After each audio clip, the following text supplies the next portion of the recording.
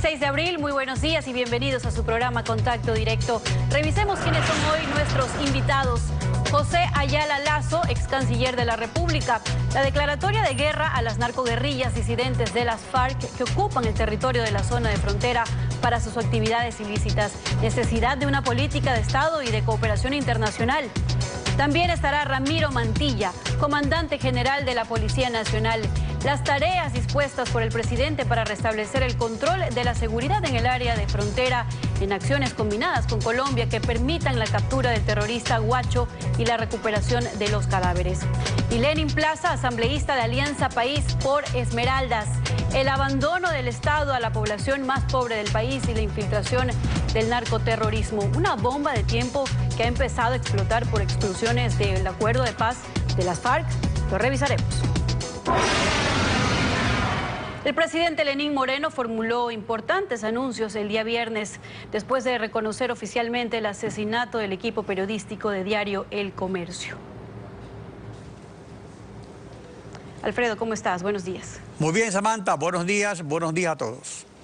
El sábado, en un operativo combinado e inédito, las fuerzas policiales y armadas del Ecuador y Colombia se desplazaron en la zona de conflicto a efecto de darle credibilidad a las advertencias de ambos países a la narcoguerrilla disidente de las FARC, no incluida en el acuerdo de paz de La Habana, rechazado en plebiscito por el pueblo colombiano. Este despliegue es necesario para la credibilidad de los gobiernos, porque el abandono estatal de esta zona por Ecuador y Colombia es de varias décadas. Además, sobre el tema, el gobierno del Ecuador parece no recordar a las FARC y el de Colombia insiste en que el único responsable es un narcoterrorista supuestamente ecuatoriano conocido como Guacho. Eso le quita a ambos credibilidad. Y el problema de fondo está en que esta guerra no es convencional, sino que forma parte de las decenas de guerras civiles en todos los continentes que ya han cobrado más muertes que la Segunda Guerra Mundial. En esa perspectiva, esta es la Tercera Guerra Mundial, que no es nuclear y no se realiza en territorio de los grandes imperios, sino en el tercer mundo de la pobreza y el tráfico ilícito de drogas. Por eso enfrentarla no solo requiere presencia militar que convencionalmente lleva desventaja en territorios abandonados por el Estado, a donde no han llegado seguridad, educación ni salud, hasta el punto que en Mataje no hay dispensario médico funcionando, por lo cual la narcoguerrilla ha asumido servicios básicos y rol de empleador con sus abundantes recursos económicos y el membrete de revolucionaria, estableciéndose en una frontera viva con la República de la Droga, que protege grandes sembríos de coca y laboratorios de industriales que la transforman en cocaína, cuyo mayor mercado consumidor es Estados Unidos. De allí la necesidad de la cooperación obligatoria de Estados Unidos en esta lucha, porque de allá provienen los enormes recursos que recibe esta agroindustria ilícita, de exportación, libre de aranceles e impuestos, con el agravante de que no se conoce de acciones contundentes en Estados Unidos contra importadores y distribuidores de cocaína, que más bien usan centros financieros, paraísos fiscales y traficantes de armas que cierran el círculo de este negocio. Esta guerra exige gran dedicación porque puede tragarse al Estado. Esto es parte de la mesa servida. La actualidad, los protagonistas, el análisis y la información en Contacto Directo.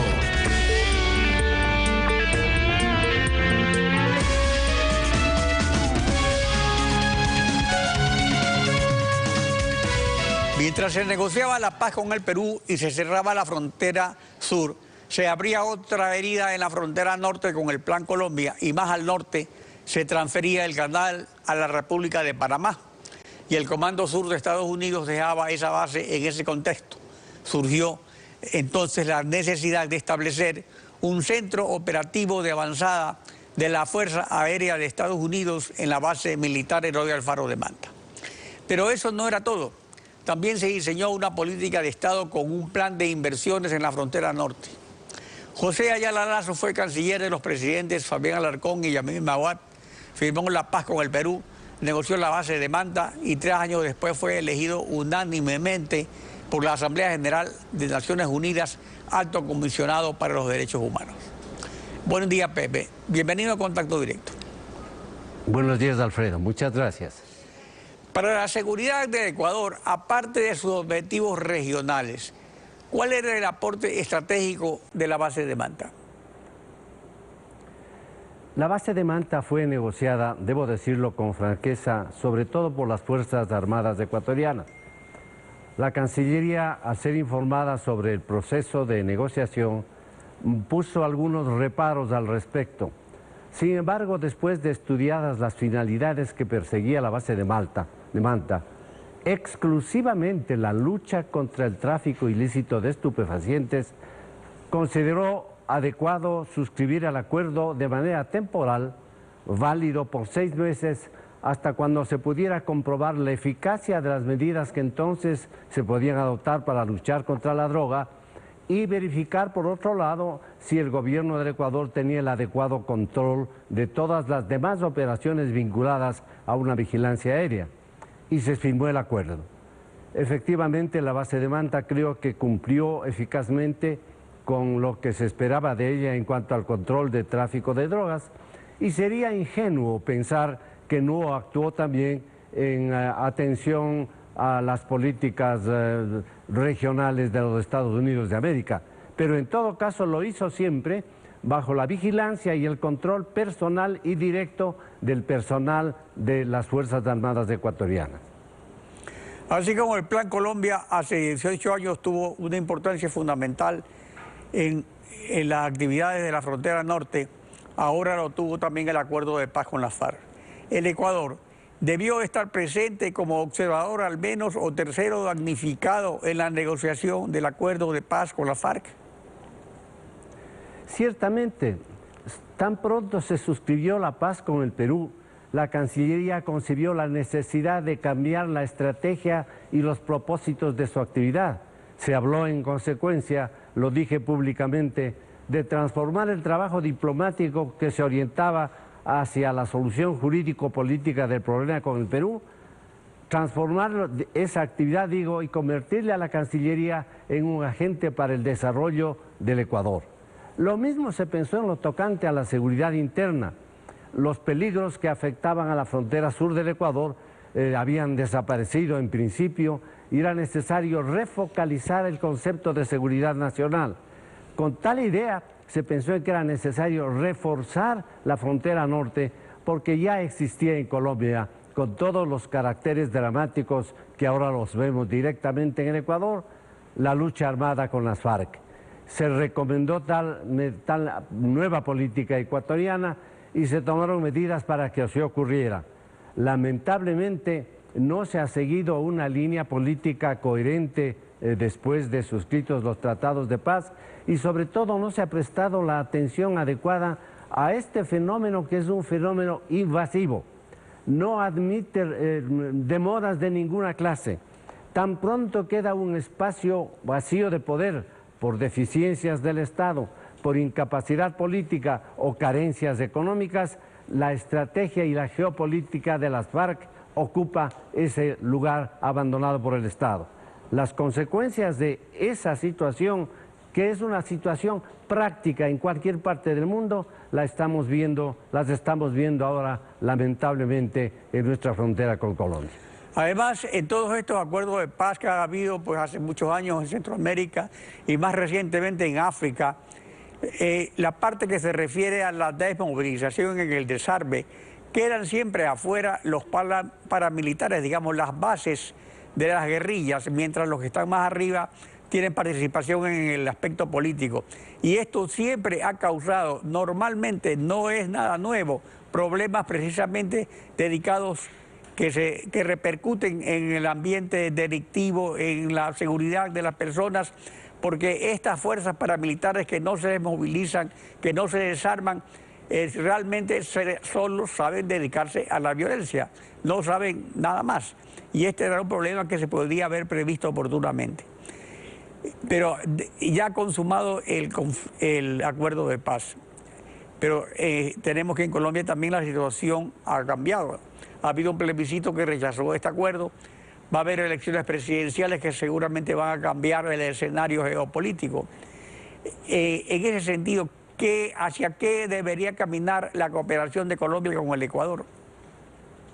En primer lugar, yo creo que hay que tener conciencia muy clara de aquello que nuestros prestigiosos jefes militares, sobre todo los generales Jarrín y Moncayo, nos han dicho al respecto. La guerra de las guerrillas, de la insurgencia política y en este caso de la insurgencia delictiva, del delito de la droga, es una insurgencia dedicada exclusivamente a hacer dinero para fomentar el consumo de droga y expandir así el poder y la influencia.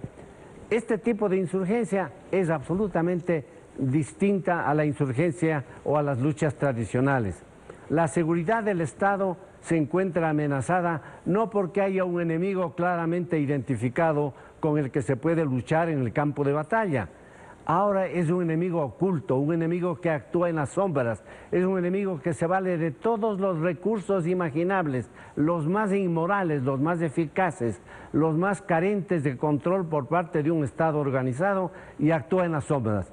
Y actúa sin ningún código de ética, ni las leyes de la paz, ni las leyes de la guerra son respetadas y en consecuencia se producen episodios como el que lamentablemente acaba de vivir el Ecuador. Un crimen horrendo cometido sin ninguna finalidad realmente plausible desde el punto de vista de ellos inclusive, sino solamente con un propósito, crear una sociedad sujeta al terror, para después sobre la base de ese hecho geopolítico usufructuar en el tráfico ilícito de estupefacientes y corromperle a la sociedad. Este conflicto enfrenta al Ecuador contra los cárteles del narcotráfico y los paramilitares de la FARC no incluidos en el acuerdo de paz. Es un grave problema que se deriva desde Colombia y afecta a la comunidad internacional también, habiendo tratados y compromisos contra el narcotráfico y el terrorismo de los que el Ecuador es parte. Además de los compromisos existentes, la guerra declarada por el presidente, ¿el Ecuador puede o debe llevarla solo? ¿Qué puede esperar el Ecuador de la comunidad internacional? Este es un punto clave, Alfredo. El delito es un delito transnacional. La lucha contra un delito transnacional tiene que hacerse en el plano de la cooperación internacional. No hay Estado en el mundo, ningún Estado, por poderoso que fuere, ni los Estados Unidos de América, ni ningún otro Estado que pueda aisladamente luchar contra la droga. Por eso el mundo en desarrollo en particular ha mantenido una tesis internacional, la corresponsabilidad. Los países en donde se produce la droga, los países por donde se transporta la droga y los países consumidores tienen que sumar sus esfuerzos para luchar contra este mal endémico del siglo. Y así se ha hecho y se han llegado a suscribir convenciones en el campo mundial, convención de las Naciones Unidas sobre la materia. En el campo interamericano tenemos varias convenciones. Lo que ocurre es que como se trata de un crimen que no admite ninguna norma para realizar actividades ilícitas, hay que estar inventando y reinventando las estrategias y las tácticas.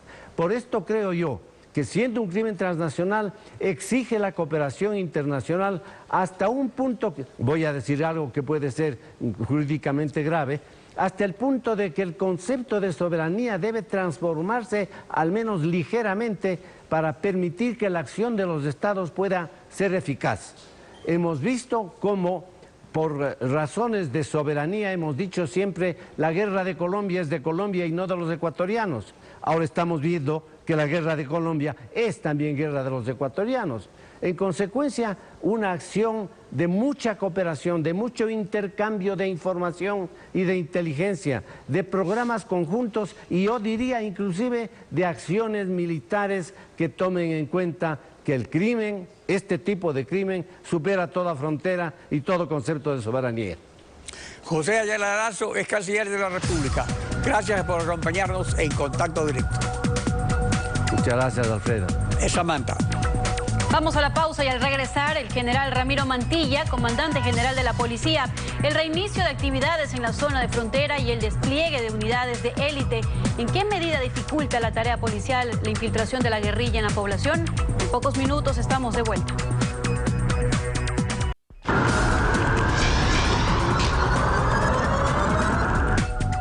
Después de confirmar el asesinato del equipo periodístico de El Diario del Comercio, el presidente Lenín Moreno ha ordenado reiniciar operaciones militares y policiales en la zona de frontera, desplegar unidades de élite, declarar zona de seguridad la zona para incrementar controles, iniciar acciones coordinadas con fuerzas policiales y militares de Colombia y pedir la cooperación de la Cruz Roja Internacional y la Iglesia.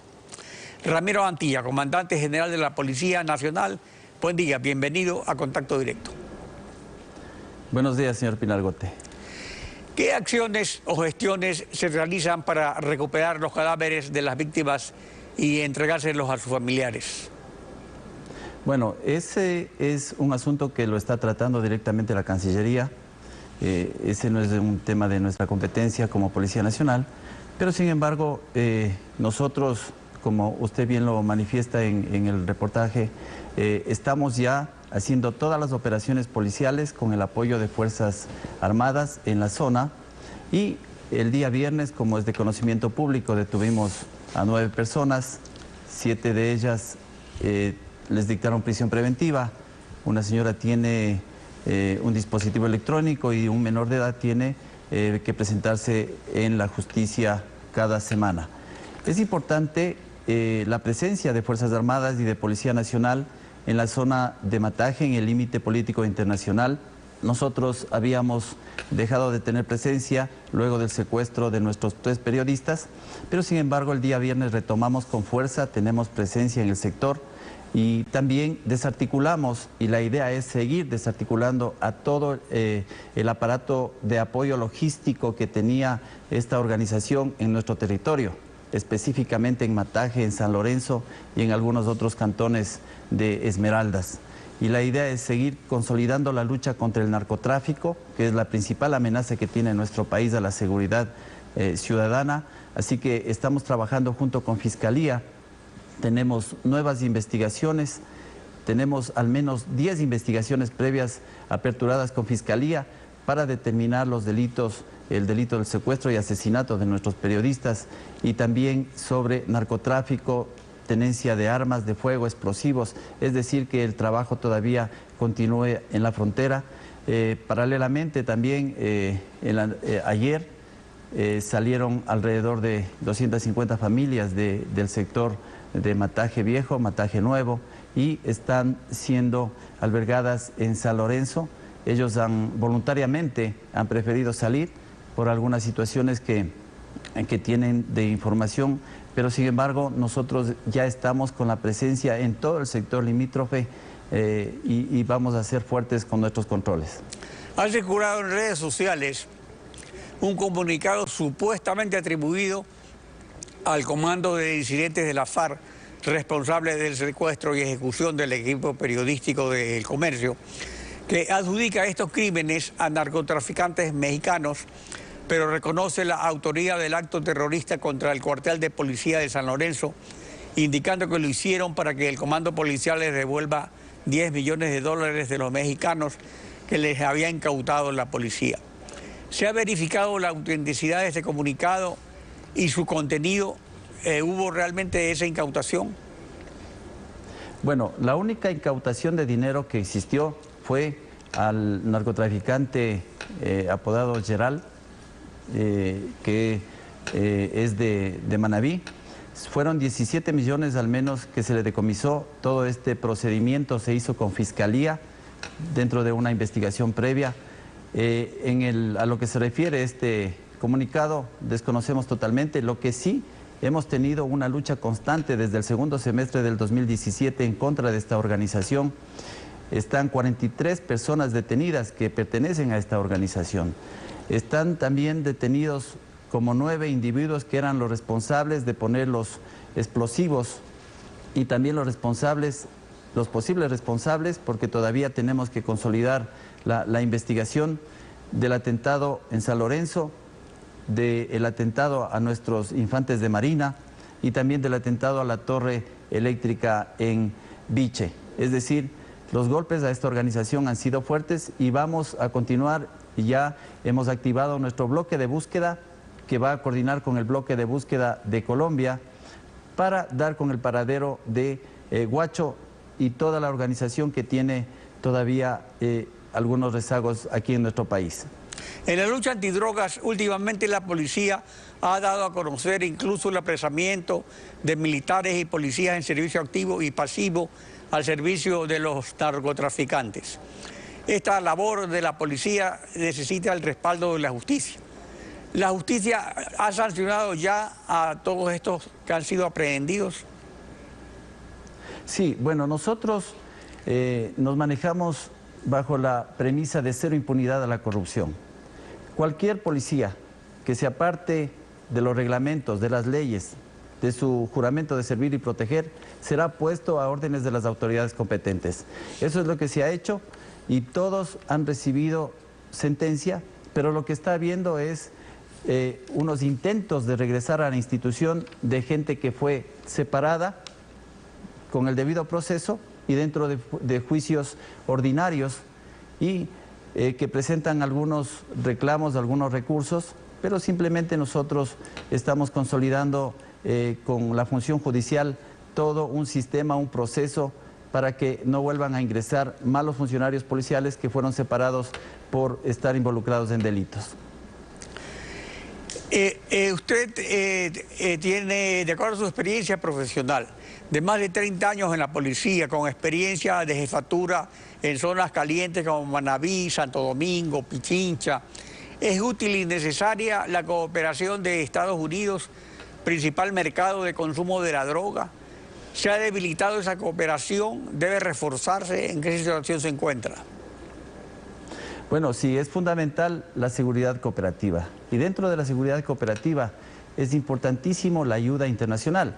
Nosotros somos signatarios, nuestro país es signatario de la Convención de Palermo, de la lucha contra la delincuencia organizada transnacional. Y ahí claramente se determina que los países que tienen más recursos pueden y deben ayudar a los países que menos recursos tienen.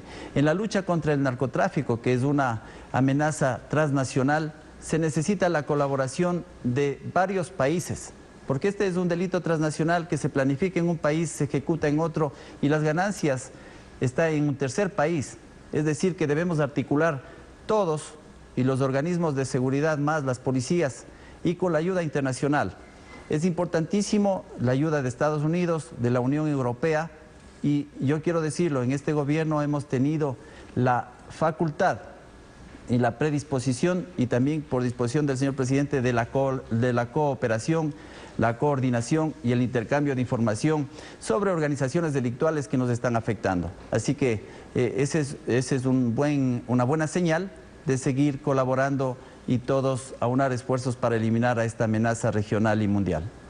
Sobre la tarea que les ha encargado el presidente de reiniciar operaciones, desplegar unidades de élite y coordinar acciones con fuerzas de Colombia. Este es un territorio cuya población se desenvuelve en la extrema pobreza, sin servicios básicos del Estado, infiltrado durante décadas por la FARC, por el narcotráfico, con violencia, con dinero. ¿En qué medida este entorno hace que la Policía Nacional pierda el control de ciertas zonas de la frontera? Bueno, desde que sucedieron estos actos en la frontera norte, el presidente ha tomado una decisión importantísima, que es utilizar el enfoque integral, no solo acciones policiales o militares, sino que ya se conformó un comité integral de seguridad en la frontera norte, en donde ya se compromete a más instituciones del Estado, que eso es lo fundamental. Nosotros como policías y militares vamos a dar el ambiente de paz, de tranquilidad, para que puedan ingresar el resto de instituciones. Tenemos que competir con estos delincuentes para que nuestros jóvenes, nuestros adultos también tengan fuentes de trabajo en la zona y puedan hacer actividades lícitas.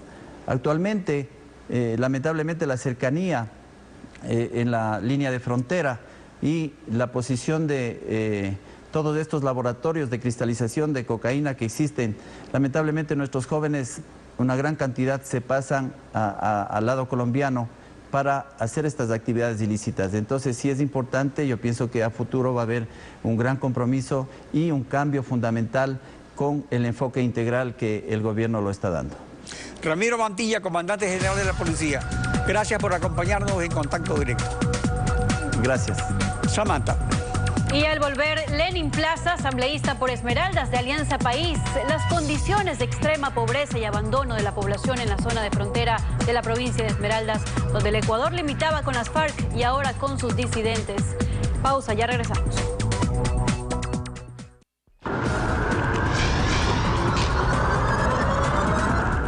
Durante muchos años se dijo que al norte del Ecuador limita con las FARC por la falta de presencia de las fuerzas del orden de Colombia en esa zona de frontera. Pero al norte del Ecuador, en los cantones San Lorenzo y Eloy del Faro de la provincia de Esmeraldas, habita una población en extrema pobreza, abandonada por los poderes públicos. San Lorenzo es para el Ecuador lo que el hermano pueblo de Haití es para América Latina.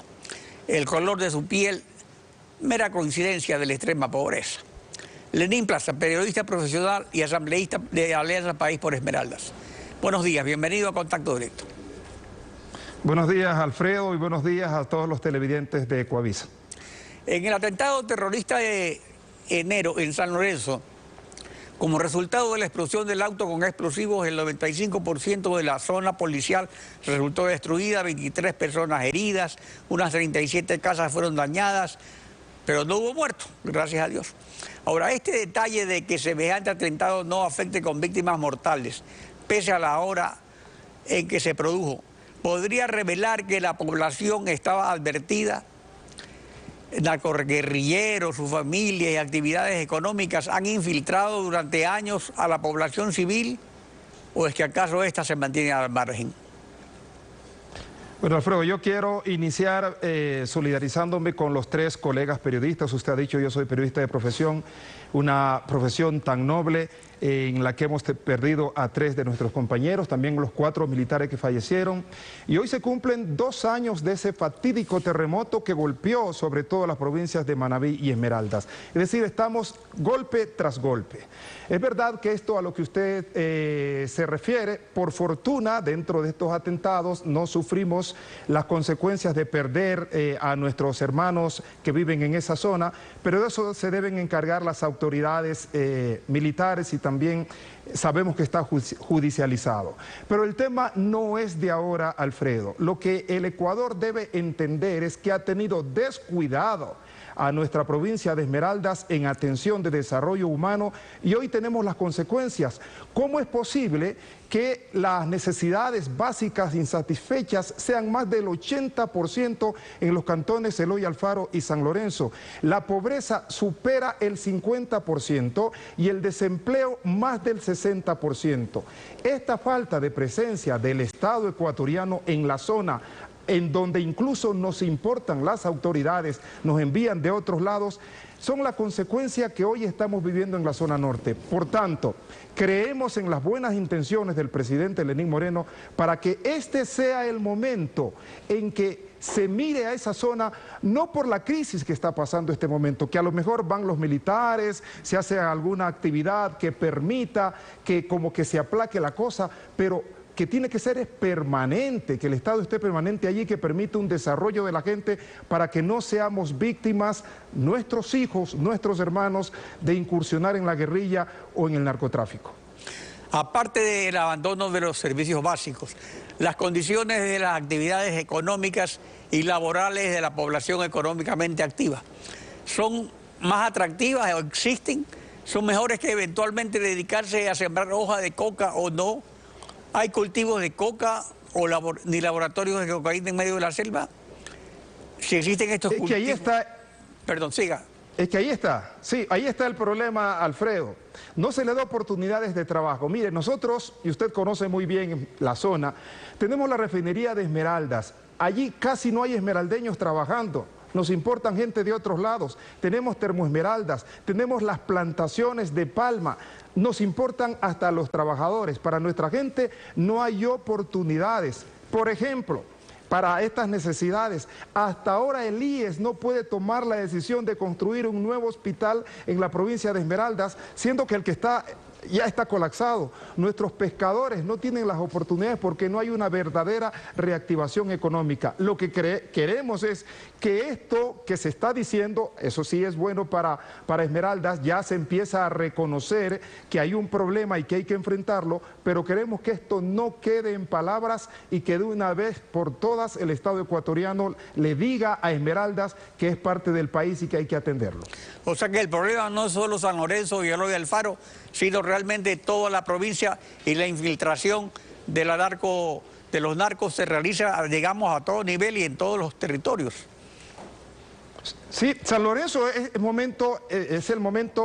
este momento está en problema, es la crisis más grande, Eloy Alfaro, pero no descuidemos a Muisne, no descuidemos a Río Verde, a la misma capital provincial, Esmeraldas. Es decir, hay que mirar a Esmeraldas como un todo, como una provincia que no ha sido atendida y que necesita que el Estado le dé la atención necesaria. Estamos iniciando las clases y ayer nos decían algunos directores distritales que todavía no ha llegado el dinero para los nuevos maestros, es decir, para contratar nuevos maestros, ni las escuelas han podido ser reparadas. Es decir, el Estado ecuatoriano, con las intenciones que tiene el presidente Lenín Moreno, debe hacer presencia en la zona, aplicar una reactivación económica que le diga a los esmeraldeños y al país que el Estado está preocupado por un desarrollo humano armónico, al igual que otras provincias del país, para que nuestros hijos no sean presas del narcotráfico y de la guerrilla. Hoy se lo busca a Guacho, pero él es producto, él es consecuencia de este abandono.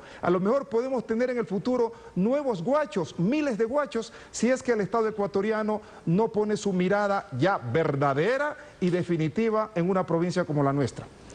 La seguridad de los operadores de justicia y las condiciones económicas en que desenvuelven su tarea frente al narcotráfico aseguran su integridad física y moral frente a la clásica narcopropuesta de plata o plomo. Ese es un problema gravísimo y conversábamos con algunos jueces, ellos necesitan ser protegidos, al igual que también necesita ser protegida la población, porque cuando hay el dinero del narcotráfico es muy superior al que le puede ofrecer un Estado y pueden ser tentados a meterse en una situación que incluso los puede llevar a cosas muy desagradables, incluso hasta perder la vida. Es decir, lo que quiero entender, incluso como asambleísta de esta provincia, es que hay que crear las condiciones en la provincia de Esmeraldas y en el país como para que nosotros nos sintamos protegidos por el Estado, que permite un desarrollo armónico, que nos pone atención en donde tenemos oportunidades para no incursionar en este tipo de situaciones. Por ejemplo, Alfredo, nuestros hijos, nuestros padres han hecho los sacrificios enormes por enviarnos a estudiar a las grandes universidades del país y a nivel internacional, y los profesionales esmeraldeños no tienen oportunidades ni en su tierra. Esto tiene que ser corregido. Esmeraldas necesita ser gobernado por los esmeraldeños y las oportunidades de trabajo que lleguen para que no entremos en este tipo de situaciones que son muy desagradables y que nos hacen ver como muy negativos para el país, pero Esmeraldas no es eso. Esmeraldas es parte del Ecuador, ofrece mucho y contribución para un Estado ecuatoriano que nos necesita. Y quiero finalizar con esto. Vivimos o estamos en este momento a pedido de la ONU en el decenio de los afrodescendientes. Ya vamos por el 4º año, no se ha hecho nada o muy poco, y las comunidades negras están allí esperando esta respuesta del Estado ecuatoriano, que ojalá llegue, como hemos dicho, con las buenas intenciones del presidente Lenín Moreno. Lenín Plaza, asambleísta por Esmeraldas de Alianza País. Gracias por su participación en Contacto Directo. Gracias a usted y a la gente de Coavisa. Samantha.